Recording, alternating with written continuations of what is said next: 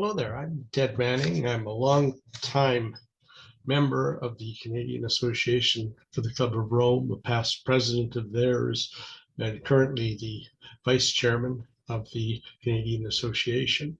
And I'm here to talk to you a little bit about the impact that on me and on Canada of the limits to growth.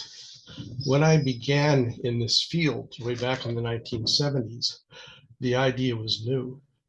The Stockholm Conference had happened, and the book became a catalyst for a lot of us to think about human biosphere relationships.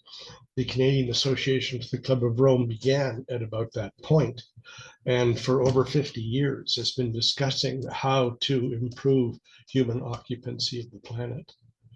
It was one of the key catalysts for our discussions, which have continued to this day.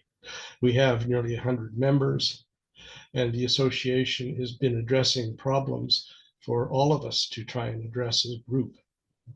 I am now a member of the Club of Rome, and I am trying to do the same, inspired still by the wonderful work done 50 years ago.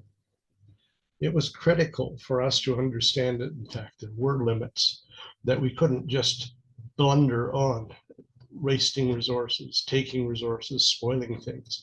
My entire career has been in this field, working with the Department of the Environment in Canada, around the world with development, and more recently as the leader of a program to develop indicators of sustainability around the world. Like the Brundtland Commission and like other events that followed, the world has begun to actually understand what the limits to growth really meant, and to understand that it was an important building block for our ability to, in fact, create a more sustainable planet. Yes, we have problems, but the Club of Rome and the limits to growth have always been an element in an optimistic vision of what could be our future.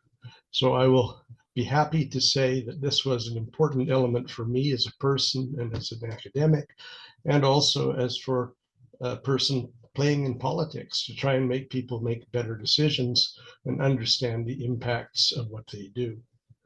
Thank you very much for listening, and thank you all for 50 excellent years dealing with the real limits and opportunities that we have.